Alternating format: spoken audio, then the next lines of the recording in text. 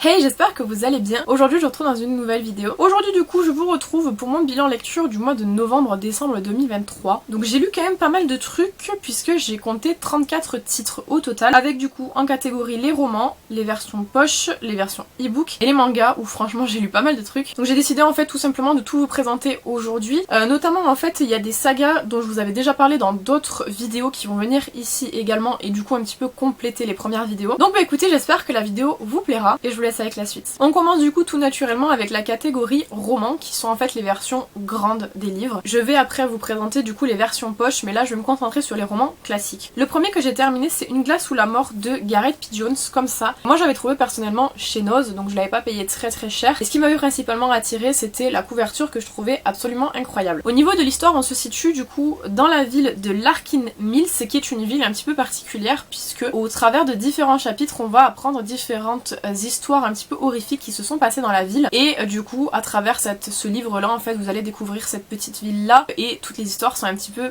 plus ou moins liées. Je vous laisse découvrir tout ça. En termes de points positifs, j'ai trouvé que c'était très cool parce que c'est un livre qui se lit quand même très rapidement, il est pas très épais comme vous pouvez le voir et c'est écrit de manière très classique mais très bien. Moi j'ai beaucoup aimé. J'ai beaucoup aimé aussi le fait que toutes les histoires soient liées entre elles, que des personnages se retrouvent dans différentes histoires, et au niveau des histoires moi j'ai trouvé qu'elles étaient plutôt cohérentes et effectivement il y avait un côté un petit peu creepy. J'irais pas jusqu'à dire que ça faisait vraiment très peur, mais en tout cas pour les gens qui aiment bien l'horreur c'était plutôt pas mal. Pas beaucoup de sang mais vraiment des trucs assez dérangeants et franchement cette lecture là moi je l'ai trouvé très cool. Je voulais absolument vous le présenter du coup parce que c'est un livre dont j'ai jamais entendu parler. Voilà, moi je l'ai trouvé chez Noz comme je vous dis, donc j'en ai jamais entendu parler, mais pour moi c'est un livre qui vaut quand même le détour, que j'ai trouvé plutôt sympa, et celui-ci ça a été je crois le premier livre de toute façon que j'ai terminé au mois de novembre. Deuxième livre dans un registre totalement différent, c'est Un cœur pour Noël de Sophie Jomain, que vous avez probablement dû voir énormément passer à travers les réseaux sociaux puisqu'il s'agit en fait d'un calendrier de l'Avent version livre. Je vous ai fait un vlog lecture concernant ce livre-ci, je l'ai monté il y a pas très longtemps et publié il y a pas très longtemps, donc je vous le mets dans le petit si jamais ça vous intéresse d'aller voir la vidéo. En gros on est avec Avril qui a 18 ans et qui est née avec une pathologie cardiaque, qui a été opérée il y a quelques années et qui depuis du coup doit faire très attention à tout ce qu'elle fait, et un petit peu trop parfois. Ses parents sont un petit peu trop justement psychorigides, notamment sa mère, et en fait elle décide du coup de passer Noël avec son père qui habite à la montagne dans une station de ski, et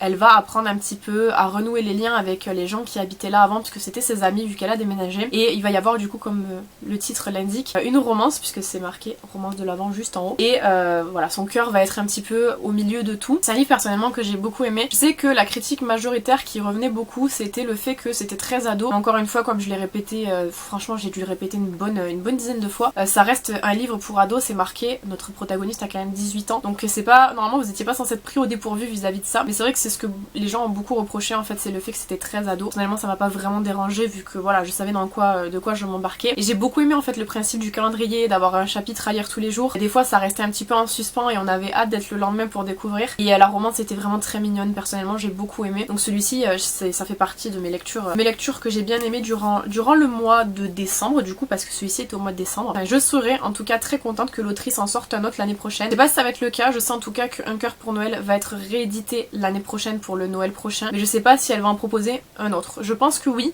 vu le succès qu'a eu celui-ci. J'aimerais en tout cas, mais je suis pas sûre de ce que je suis en train de vous dire, voilà, c'est juste des suppositions. Et dernier roman physique, c'est Les Loups du Millénaire tome 1 de Sapir Englard, qui est comme ceci. Ces livres, on en a bouffé énormément sur les réseaux sociaux, franchement, et pas forcément quand bien. C'est vrai que en termes de lecture, Les Loups du Millénaire ça a été très mitigé, il y a eu vraiment tous les gens qui ont grave adoré, et vous avez aussi ceux qui ont détesté. Il y a très peu de juste milieu entre les deux, c'est soit l'un soit l'autre, et c'est vrai que moi j'avais beaucoup été influencée par Marilyn qui en avait énormément parlé, elle a adoré, et donc du coup forcément je me suis lancée dans cette lecture-ci. On est avec Sienna qui est une jeune loup-garou de 19 ans qui appartient à une meute, et en fait il y a la frénésie qui approche. Alors la frénésie c'est la saison des accouplements, et du coup on va suivre Sienna qui du coup voilà aborde un petit peu de manière différente des autres cette cérémonie là, et on va suivre du coup sa rencontre avec Hayden qui du coup lui est dans une autre meute et qui est du coup un alpha, donc il a un grade au-dessus d'elle, et on va suivre du coup ces deux protagonistes là et leur histoire. Au tout départ quand j'ai commencé, honnêtement j'ai vraiment pas aimé du tout l'histoire. J'ai trouvé qu'en fait c'était trop porté sur la frénésie et il y avait énormément de passages très sexualisés, très sexualisants, que j'ai trouvé vraiment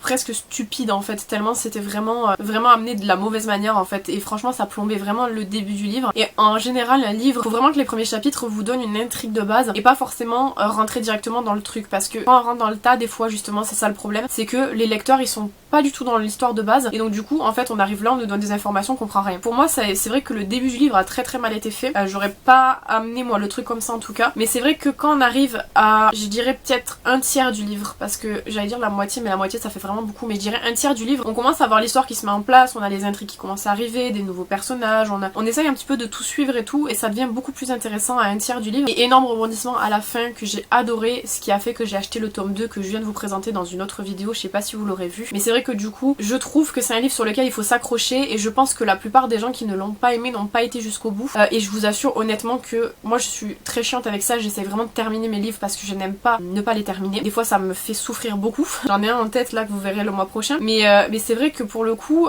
faut vraiment s'entêter, et une fois qu'on s'entête après il faut comprendre aussi que ça plaise pas, mais moi j'ai trouvé que c'était plutôt cool, et notamment du coup la fin du livre que j'ai beaucoup aimé, mais c'est vrai que pour le coup c'est très ado quoi, enfin c'est très ado, mais genre ado assez mature, donc voilà, je sais pas trop, franchement je vous dis que j'ai acheté le tome 2, je vais voir ce que ça donne. Le tome 1 j'ai bien aimé, mais plus la fin, le milieu fin du livre que le début. Au niveau des livres de poche, j'en ai terminé 2, et les 2 c'est des livres que Clarisse m'a envoyé pour notre échange de livres. Il y en a un c'était le mois d'octobre, c'était Elana, et le mois de novembre c'était Elana, et le mois de décembre c'était l'autre. Je vais commencer par Elana, qui est du coup Elana tome 1, le pacte des marchands pardon, de Pierre Bottero, qui est comme ceci. Elle m'avait pris ce livre là puisque c'est vrai que c'est un petit peu tous les genres de livres que j'aime bien. On est dans de la fantasy slash fantastique, et ensuite donc du coup Elana au tout début du livre qui a 13 ans, et ensuite elle grandit et devient élève du coup de Gilano. Ça fait un petit moment que je l'ai lu, donc je vous avoue que j'ai pas tout gardé en tête, mais c'était un très bon livre que j'ai bien aimé. Alors je l'ai trouvé un petit peu long tout de même parce que c'est quand même un livre qui fait 500 pages, donc c'est vraiment assez conséquent. J'ai mis un peu plus d'un mois à le lire, enfin un peu plus d'un mois. En tout cas, je l'ai reçu en octobre et je l'ai terminé en novembre, donc j'ai mis quand même un petit temps à le lire. Mais j'ai trouvé quand même très bien, j'ai beaucoup aimé l'univers en fait, il était vraiment très agréable à découvrir. Il y avait un petit peu ce côté Arthur et les Minimoys, un petit peu avec de la fantaisie un petit peu à la WoW, je pense on pourrait dire, mais franchement j'ai bien aimé. J'ai beaucoup aimé en fait l'évolution du personnage de Elana aussi, qui est un personnage qui est très intéressant, et la fin donne vraiment envie de découvrir la suite à travers le tome 2 et le tome 3, que je prendrai mais pas tout de suite, encore une fois, je vous l'ai dit dans l'autre vidéo que vous n'avez pas encore vu, mais j'essaye de vider ma pile de livres à lire qui est quand même très conséquente, mais j'ai vraiment bien aimé, franchement c'était vraiment une très belle découverte, et moi je ne connaissais pas, voilà, donc très cool de découvrir. C'est pour ça que j'avais proposé à Clarisse d'ailleurs de faire ce genre de vidéo là, c'est pour découvrir des lectures qu'on connaissait pas et dont on n'avait pas spécialement entendu parler. Et le deuxième livre c'est de Julie Perry, c'est Passer Noël avec son ex mode d'emploi, qui était comme ceci. Il était moins conséquent celui-ci, il faisait presque 300 pages, et en fait comme son nom l'indique, on se retrouve avec une protagoniste qui rentre chez elle et qui découvre son mec avec sa secrétaire, qui décide du coup de partir et de passer Noël avec son frère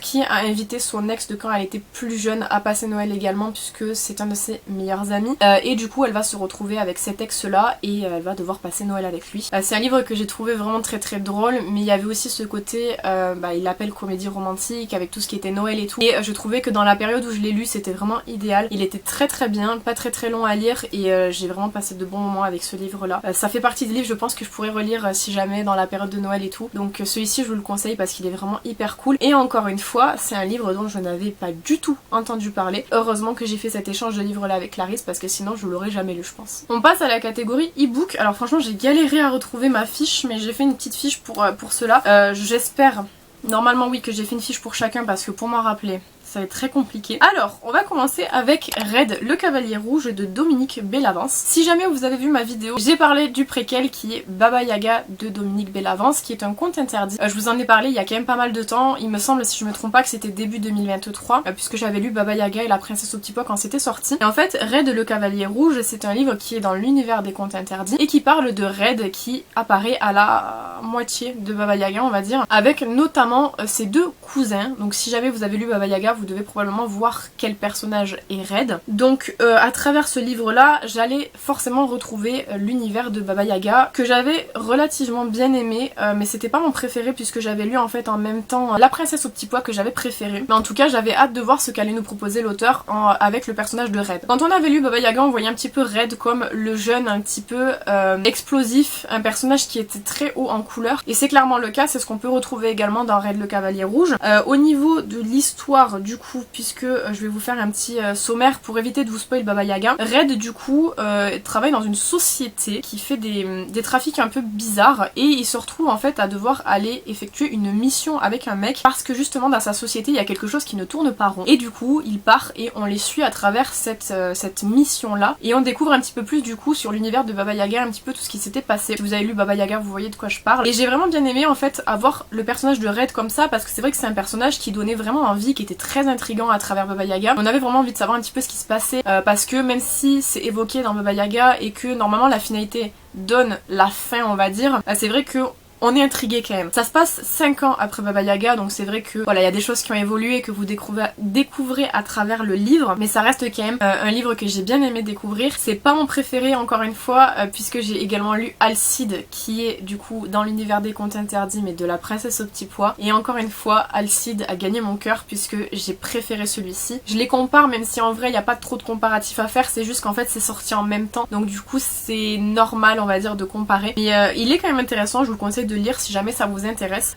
j'ai vraiment bien aimé. Et du coup on va enchaîner directement avec Alcide le bourreau de José Marcotte qui est l'autrice qui a écrit La princesse au petit pois. La princesse au petit pois, pour vous faire un petit résumé très rapide, c'était donc du coup dans l'univers digital, on en apprenait beaucoup et en fait on avait également du coup un bourreau à travers La princesse au petit pois qui était en fait un tueur en série et en fait c'est Alcide le tueur en série et on le retrouve du coup dans ce livre-ci qui est du coup le spin-off. Alcide, c'est assez compliqué parce que c'est un personnage qu'on nous décrit, ça reste un tueur en série comme quelqu'un de très mauvais. Et à travers Alcide le bourreau, en fait, on découvre sa vraie vie, on découvre un petit peu son passé, pourquoi il a pris ces choix de vie là, et pareil que pour le premier livre, donc Red le cavalier, on le suit à travers une mission qui lui est donnée. Je vous en dis pas plus parce que du coup il y a vraiment un truc très intéressant à travers Alcide. J'ai vraiment pas envie de vous le dire parce que moi j'étais très surprise de voir que ça allait se faire comme ça, donc je vous laisse le découvrir également, mais j'ai vraiment adoré. Déjà le personnage de Alcide, le duo qui forme avec la personne avec qui il part en mission,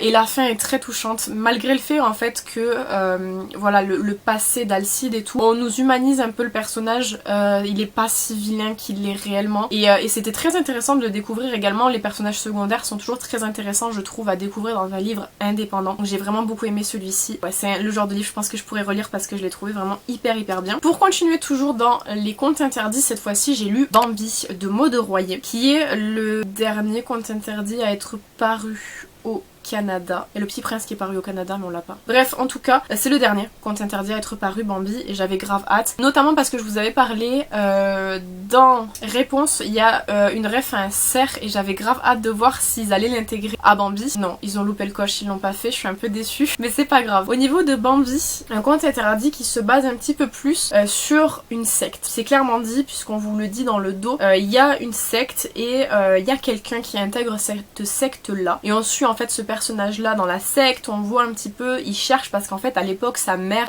était venue à cet endroit là et il veut savoir un petit peu ce qui est arrivé à sa mère, etc. Donc c'est vraiment plus sur ce côté là, un petit peu sectaire et tout. Il y a des violences animales à travers celui-ci, je l'ai noté et je pense à vous le dire maintenant. Je vous en parlerai un petit peu plus aussi dans la vidéo qui sera dédiée, mais principalement ce que je peux vous dire c'est que le personnage principal part avec une idée en fait, une idée bien précise en tête et au fur et à mesure du livre on le voit évoluer, on le voit s'adapter un petit peu, presque en fait aller dans le sens des autres personnages. Et ce que j'ai pu noter aussi, c'est vrai qu'il y a quand même pas mal de longueur sur le livre, il y a des passages qui sont très longs, des chapitres qui sont très longs, et c'est vrai qu'il y a plusieurs fois où j'ai pouffé en me disant genre là franchement je me fais chier quoi. C'est un petit peu dommage parce que après j'ai bien aimé l'histoire de base, toute l'intrigue autour était très intéressante, mais c'est vrai que moi je l'aurais fait beaucoup plus court, j'aurais enlevé quelques chapitres qui selon moi apportaient pas vraiment grand chose, mais ça reste quand même un très bon conte interdit. Moi je lui ai mis 4 sur 5 donc ça va, c'est pas non plus une note très mauvaise hein. Franchement 4 sur 5 c'est même très bien, mais dans des contes que j'ai lus là récemment avec les spin-offs et tout, c'est vrai que du coup il était un petit peu plus bas que les deux autres que j'ai pu vous présenter avant. Il y a des livres pour lesquels j'ai pas fait de mémo, je vais adorer vous en parler. Heureusement la plupart c'est des mangas donc ça devrait aller, mais pour le coup là c'est mon ancien carnet de livres, il est pas à jour du tout, donc ça va être un régal pour pouvoir vous donner les autres informations sur les autres. Et le dernier e-book que j'ai à vous présenter c'était Un crime parfait de Jeffrey Archer. Il faut savoir que du coup je vous en ai parlé je crois, enfin plein de fois pareil. J'ai une liseuse à Noël et du coup il y avait déjà un livre dedans qui était du coup Un crime parfait et je me suis dit bah écoutez il est pas très long, on va le lire, il fait 64 pages, il est genre vraiment très petit et j'ai passé ma soirée à le lire, ça a été très rapide et ça a été terminé très très vite. Puisque en fait on est sur, je pense que vous vous en doutez, c'est un thriller où en fait une jeune femme est tuée et du coup son amant a vu qui avait tué et on suit un petit peu cette intrigue là. On suit voilà les démarches en fait de l'amant. Enfin bref, vous comprenez ce que je veux vous dire. C'était très sympa à lire mais ça reste pas un livre genre franchement je me serais pas orientée vers ce livre là de moi-même. Je trouve que c'est un petit peu simpliste quoi, c'est un petit peu basique. Forcément on s'attend dès le départ à ce qui va se passer, on n'est pas trop surpris. Donc voilà, c'est un petit livre donc c'est sympa parce que du coup ça vous fait une petite lecture voilà à faire en appoint. Et c'est vrai que par rapport à ce que moi j'aime lire, je trouve que c'est un petit peu simple et ouais on s'y attend. Donc voilà, c'est un petit peu dommage. Après c'est vrai que comme je vous dis c'est sympa à découvrir, voilà si vous voulez lire un petit truc, que vous avez envie d'avoir comme un livre d'appoint et tout, c'est sympa mais il n'y a pas grande surprise avec ce livre là en tout cas. Et on va passer au manga, j'en ai vraiment énormément, franchement attendez, j'ai tout ça, plus certains que je n'ai plus. Voilà, comme ça au moins c'est fait. Je vais tout vous présenter, il y a pas mal de diversité, il y a aussi pas mal de livres dont je vous ai déjà parlé et en fait c'est la suite que j'ai lue. On va commencer avec Chia de Yakuza, c'est le tome 3 sur 4, il y en a que 4 qui sont sortis. J'ai pas acheté le tome 4 parce que c'est mignon, voilà c'est un manga qui est très sympa à découvrir. En fait on est avec, je sais plus comment il s'appelle lui, Jin je crois qu'il s'appelle il me semble, qui est en fait un ancien Yakuza et qui a décidé récemment d'ouvrir un café, un bar à chat. Et donc du coup on suit les aventures de ce petit personnage-ci qui du coup est dans le bar à chat, il est trop mignon d'ailleurs. Mais voilà, c'est un truc assez mignon à lire de temps en temps, mais c'est vrai que bon je pense que je prendrai quand même à la longue le tome 4 pour avoir vraiment la complète on va dire. Mais il n'y a pas de grosse surprise avec ce genre de livre là, donc c'est vrai que c'est un petit peu dommage, mais ça reste toujours mignon de découvrir ces aventures. Le tome 2 du Gros Chat et la Sorcière Grincheuse, j'avais déjà adoré le tome 1. Le tome 2 en plus c'était rose donc c'est trop beau, j'aime trop. J'ai adoré encore une fois puisqu'on est donc du coup dans un univers fantastique où cette sorcière-ci a fait apparaître miraculeusement ce gros chat énorme et elle cohabite avec lui. Et à travers ce livre là vous découvrez deux nouveaux personnages que vous avez sur la couverture. J'ai trouvé ça cool d'intégrer du coup deux nouveaux personnages dans le tome, comme ça au moins on a un petit peu plus de... c'est plus complet en fait l'histoire. Notamment la relation de ce samouraï-ci avec le chat est très drôle. J'avais hâte de lire le tome 3 mais j'ai été le chercher en magasin, il n'y était pas, donc je suis un peu dégoûtée. Mais en tout cas c'est une saga ça que j'aime énormément et dont je vous ai déjà parlé plusieurs fois et voilà j'aime toujours autant. Ensuite on va intercaler un petit peu avec du coup une version que je n'ai pas physiquement, à savoir le tome 5 de Shigaime. Je vous ai parlé de Shigaime normalement dans la vidéo avant où je vous présentais mes lectures du mois de septembre-octobre je pense. Et pour le coup Shigaime j'avais hâte de lire le tome 5 mais c'est vrai que tout du long je me suis posé la question, je me suis dit on a beaucoup d'informations dans tous les autres tomes et j'ai du mal à comprendre comment en un tome ils vont pouvoir boucler vraiment l'histoire. Et je me trompais pas puisque j'ai du coup l'habitude. Je trouve que le tome 5 il est vraiment bâclé et pour le coup on en apprend trop d'un coup et en fait on a l'impression que la fin elle a été torchée pour être torchée. Et c'est un peu dommage parce que Shigaime du coup c'est dans un univers où les vampires existent et on a notre protagoniste principal qui devient en fait un familier et du coup qui est ouais avec une vampire etc. Et ouais j'ai trouvé vraiment que le tome 5 était pas ouf et ça a un petit peu tout gâché je trouve parce que franchement les autres tomes étaient vraiment très bien mais le tome 5 il était trop bâclé je trouve. Tant que j'y suis j'y pense parce que je le vois dans ma liste mais on va parler de Diditi de Suehiro Maruo.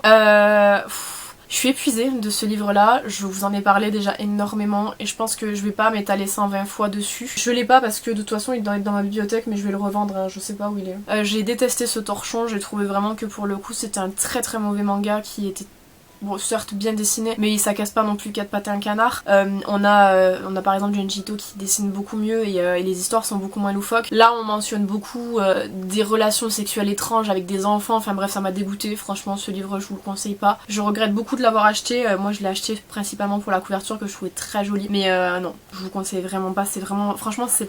Non, vous avez pas envie de lire ça et vous perdez rien à ne pas le lire, franchement. Au contraire, vous y gagnez à ne pas le lire, pour vous dire. En physique, puisqu'on va revenir un petit peu à du physique, je reviendrai à du pas physique après. J'ai lu du tome 10 au tome 14 de DeadTube que je vous ai déjà présenté à plusieurs reprises. Et DeadTube, c'est vrai que c'est assez compliqué parce que c'est un manga qui est très trash, qui vraiment pareil est pas politiquement correct du tout, mais c'est bien fait parce qu'en fait vous avez l'intrigue derrière de DeadTube, qui a créé DeadTube, pourquoi des tubes, qu'est-ce qui se passe, pourquoi les gens ont une fascination comme ça, et en fait ça revient un petit peu pareil, c'est pourquoi on est fasciné par ce manga, je ne sais pas vous dire, mais j'ai vraiment envie de savoir. Et à travers ces du coup 5 tomes-ci, on en apprend tellement sur des tubes, et genre les gars je suis choquée, genre je suis restée sur un cliffhanger parce que moi du coup j'ai que les 14 premiers tomes, je crois qu'on en est au 19 ou 20 maintenant. J'ai envie de savoir la suite, mais est-ce que je l'achèterai, je sais pas, parce que c'est quand même, je sais pas, écoutez, j'ai quand même kiffé lire les 5 là, j'en ai appris énormément sur des tubes, je comprends un petit peu mieux toute la vibes autour, et on a en fait un personnage qui à la base n'aime pas trop des tubes, ensuite il a bien aimé, puis ensuite il aime plus trop, on sait pas trop, mais l'intrigue est très très bonne, et c'est un bon manga quand même, malgré le fait qu'il soit très trash. Ensuite, j'ai Mother Parasite, comme ça, ici. Quand il est sorti, il a fait beaucoup de bruit. J'avais envie de le lire, j'avais envie de savoir moi aussi. C'est un manga qui est très dérangeant. On a un jeune garçon qui va à l'école et il a une mère qui est très chiante en fait, qui veut vraiment pas qu'il se blesse, qui prend très soin de lui en fait, vraiment qui est obsédé par son enfant. Lui il est en mode calme-toi. Et il a donc notre protagoniste en fait, c'est un garçon qui au contraire a lu sa mère, elle est là mais sans plus quoi.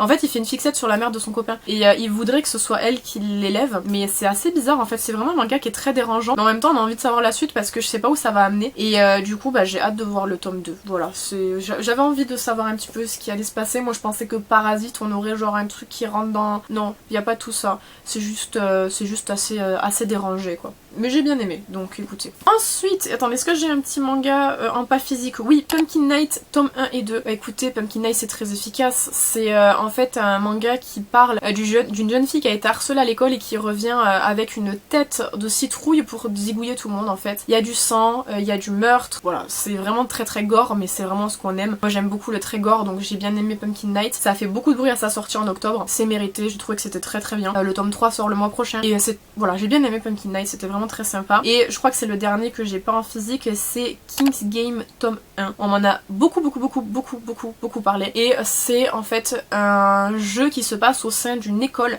où en fait tous les mecs d'une même classe, enfin tous les gens d'une même classe en tout cas sont dans un jeu, ils le savent pas, d'une personne qui envoie en fait des messages et ils doivent effectuer ce qui est marqué sur le message au risque de mourir. C'est pas mal, franchement j'ai bien aimé, je trouvais que c'était cool, donc pareil, à suivre et à voir ce que ça peut donner. D'ailleurs je crois que j'ai lu le tome 1 et le tome 2 si je me trompe pas durant le mois de décembre. Ensuite il y a Night the Living Cat tome 1 où on est dans un univers post-apocalyptique où les gens se transforment en chats s'ils sont touchés par un chat. Voilà, tout simplement. Le protagoniste principal est fan de chats, forcément il fallait que ce soit très compliqué. C'est sympa, si vous aimez bien les chats, si vous aimez bien le dystopique, un petit peu post-apocalyptique, c'est sympa, moi j'ai bien aimé. J'ai que le tome 1, je crois qu'il y en a 4 il me semble, ou 5, mais c'est efficace, ça fait passer le temps, c'est plutôt sympa. Et en parlant de chats, j'ai aussi le tome 3 de Hachi Maruru, Chat des rues. Pareil, ça c'est trop mignon, c'est vraiment, j'aime beaucoup moi cette saga de livres là. On suit des chats des rues, donc des chats qui vivent dans la rue. Bon là je peux pas trop vous en dire parce que sinon je vais vous spoil, mais vous en apprenez beaucoup sur les chats malgré tout. Il y a beaucoup de choses dont je n'étais pas au courant vis-à-vis des chats, donc c'est un très bon manga qui fonctionne très bien. On retourne dans l'horreur avec Humanimals tome 1.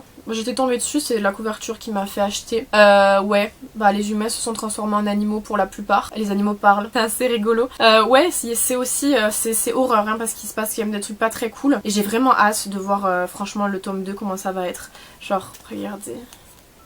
C'est très bien dessiné, franchement j'ai vraiment hâte de voir la suite. Genre celui-là je l'ai vraiment beaucoup aimé, je le trouve très cool. Les graphismes sont vraiment dérangeants, mais on aime bien. Voilà, donc hâte d'avoir le tome 2 qui sort le mois prochain. On a presque terminé 2 sagas encore, à savoir Freak Island tome 1 et 2. J'ai adoré Freak Island. On est sur une classe qui fait de l'archéologie et qui décide d'aller sur une petite île, et en fait quand ils arrivent sur l'île ils tombent nez à nez avec un homme avec une tête de cochon qui veut les tuer. Et c'est un manga d'horreur qui est édité chez Delcourt il y a pas mal de temps. Je leur ai posé la question est-ce qu'ils allaient continuer à l'éditer parce qu'en fait le dernier tome est sorti en 2020, ils m'ont répondu que oui, ça allait arriver prochainement. Par contre, le tome 5 de cette saga est introuvable. Je préfère vous dire, si vous vous lancez dans le truc, le tome 5 vous le trouverez pas, à moins de le payer 50 €. Ils n'ont pas prévu de le rééditer, je leur ai posé la question, ils m'ont dit que c'était pas prévu, mais qu'ils faisaient remonter l'information. Mais j'adore cette série de livres là, vous en avez 8, dont le tome 5 qui est introuvable. Et j'ai hâte moi de lire la suite, alors j'en suis au 3, enfin j'ai lu le 3 du coup, pendant ce mois-ci, donc j'en suis au 4. J'ai pas envie de le lire parce que j'ai pas le 5.